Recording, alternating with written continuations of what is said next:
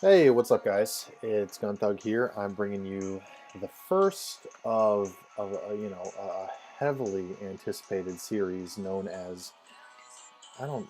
It doesn't really have a name. The series itself doesn't really have a name, but the series is me doing commentary over DPP or in some cases LC matches. um, and I'm starting off with week one this week. There were some good matches. I looked through them. I was kind of torn on which one to do. I didn't want to do my own match, because I fucking just revisionist history and try to ju justify not anticipating a goddamn protect on an offensive Suicune. But I'm not here to gripe about the outcome of my match. Foggy beat me fair and square. Instead, I'm going to make some observations about Kimi versus Raptori, two very solid players. I told people to keep an eye on Kimikozen going into this season. I've lost to him too many times on the ladder to underestimate him, and of course Raptori coming off a very good season last year. Let's see if he's using one of Foggy's teams as usual. He is going to lead with a Zelf on Hippo. This is always a tough spot for a Hippowdon because, you're carrying at best some coverage that can hit as Elf, like Stone Edge, or, I've seen Crunch Hippo on lead Hippos, but, it's got such bad full move slot syndrome, it's kind of hard to fit it on there. So, what I usually run on my lead Hippo is something like Stealth Rock, Earthquake, Slack Off, and then either Roar or Toxic. And I just accept the loss to lead as Elf because as Elf's going to taunt you. And if you don't have a coverage move that can hit it, you're pretty much dead weight. So, I'll take the loss. I'll bounce out and go to something that can handle lead as Elf. It's not that hard to check. Especially when you get Sandstorm up to immediately take away its focus sash. I'll sometimes go to Scarf Rotom. I'll sometimes go to Scarf Tyranitar or even Banded Tyranitar, which can take the explosion. So Kimmy's going to go into Shaman. Takes the taunt nicely, as Elf in a very difficult position now. But the lefties have been revealed on Shaman, so he knows he's not in danger of not getting rocks up.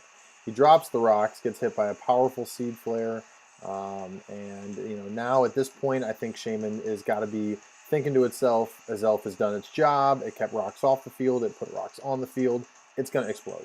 Um, Never mind. I don't want to get too far into lead as Elf. Everyone runs the same exact goddamn lead set, and it's so versatile. I hate to see it.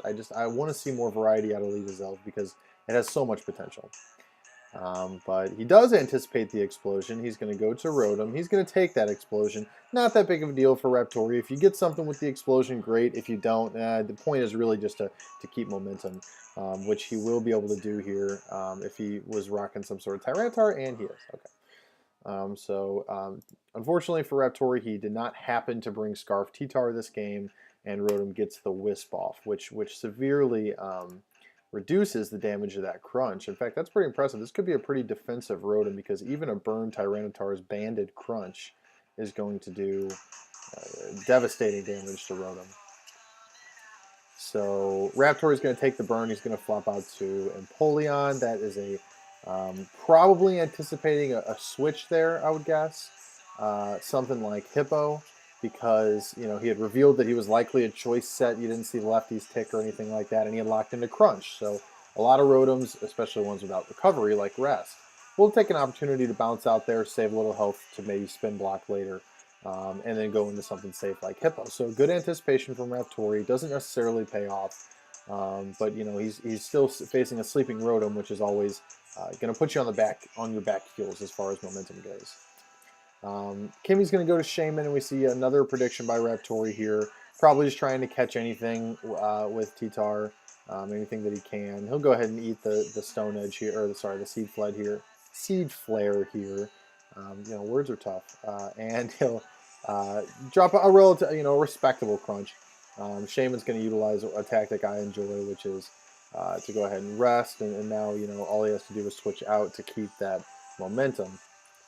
And now, knowing he's got a burn T-Tar locked in a Crunch, he can go to Hippo for the last tick of that burn. So, nice job by Kimmy. Keeps his front three relatively intact, although one's sleeping, and has revealed a decent amount of Raptori's Pokemon and taken two of them down. Tenta's going to come in here and soak up a water Hydro Pump. You can tell it's pretty specially invested based on the fact that it took that what I'm guessing is an offensive Empoleon's Hydro Pump with a Plum. This is where, I have some questions about the way that Kimmy plays this particular move. I mean, if you're up, you're currently 6-0ing right now. You've got all your Pokemon intact. You've still got a couple mystery pokes that Raptori is going to be on the back heel for. I'm not seeing a huge crippling rocks weakness here. So do we really need to rapid spin? I don't know. I think you haven't seen a ghost yet on this team. You got to assume. I would have guessed a Rotom switch was coming right there. He didn't really have a lot of chances to switch Rotom in before that. I would anticipate that. Obviously, it's easy for me to say not being in the heat of the moment, but I think Kimmy would agree that he probably should have anticipated a ghost coming in there, maybe taking some extra chunk damage off Gengar. As we've seen, or as we're about to see, this tent is very bulky and can take quite a smack from that Gengar. So if he was able to nail it on the switch, or even lay some spikes on the switch, some toxic spikes, I feel like he would have just been in a better position, knowing that rapid spin was unrealistic. It was unlikely to go off. So Gengar is able to take down Tenna. Kimmy is going to bounce to Zapdos. And I like this move by Raptori here. I think he recognizes at this point, and you'll see when this team is revealed, but he recognizes what he needs to get rid of in order to affect his sweep. And so he's just going to lose his Gengar, get rid of the Zapdos, and knowing now that really that Hippo is going to be his last big obstacle. I never, from Kimmy here, I think it ends up working out, but I don't necessarily like starting a fresh momentum, like a clean slate of momentum with a sleeping Pokemon. Like, you're just asking to get set up on here, and I know it's Rest Talk, and I know he hits this first Thunderbolt on the Rest Talk, which is definitely fortunate. I think even Rapt was definitely anticipating a switch to Shaman there. I don't think Rotom has such luck on the second Sleep Talk. He gets him with a Wisp. So not a big deal for Raptori, really. He's able to take out the Rotom. Shaman comes in and drops an Earth Power, and by all means is in control of this match. And then you see Rotom here, and again, that Rotom could have come out on the Tentacruel too, but I think he was just kind of keeping the Scarfer in the back. And I hate to reveal the set already, but I think he's just keeping the Scarfer in the back in case he needed it, and it comes up very handy here. Crippling this Shaman who goes for the rest, I guess anticipating a Shadow Ball or some ability to just chunk it down from there. If he's able to Seed Flare right there instead of rest, I think he probably comes out a lot better in this game. But you never know what's going to happen with that last Pokemon, and I think he was thinking to himself, I'll have a full health Shaman at my disposal to handle whatever that last Pokemon is. Unfortunately, he takes the Scarf, which means he's got to switch out. Gives Rotom basically a free momentum turn. And goes into Hippo, which, Spadef Hippo is definitely a decent Rotom answer. But as this progression plays on here, I'm going to tell you, I really don't think this mattered. He's going to get the drop probably matters right there more so than anything. But then he's doing 48. He's doing pretty much slack off damage essentially with these next Shadow Balls. I think eventually he was bound to get a crit, even if he hadn't gotten a crit. Realistically, what is this Hippo going to do to Rotom? Is it going to drop a Toxic on it? Maybe. I don't know. Stone Edge. As soon as it goes for a Toxic or a Stone Edge, it's in 2-hit KO range. So you're only really going to be able to take out Rotom and really do nothing to prevent yourself from going down. And at this point, I think Raptori is licking his chops. He knows what his last Pokemon is, obviously, and knows that it can take down especially a Scarf Shaman that's locked into Seed Flare, which it really didn't have much of an option to lock itself into anything else. I think at this point, when you see it's the Dragonite as the last Pokemon, you've got a Scarf. I'm not sure what your base speed is. I'm not sure how much speed Kimmy's running here. I would anticipate probably timid, up to 328, which means why not bounce out here? Maybe it's HP Fire. That's all right, that's what I'm going to settle on. Kimmy, you can tell me after this match if you're rocking an HP Fire Shaman here. Otherwise, it doesn't matter because Dragonite's going to beat you with extreme speed.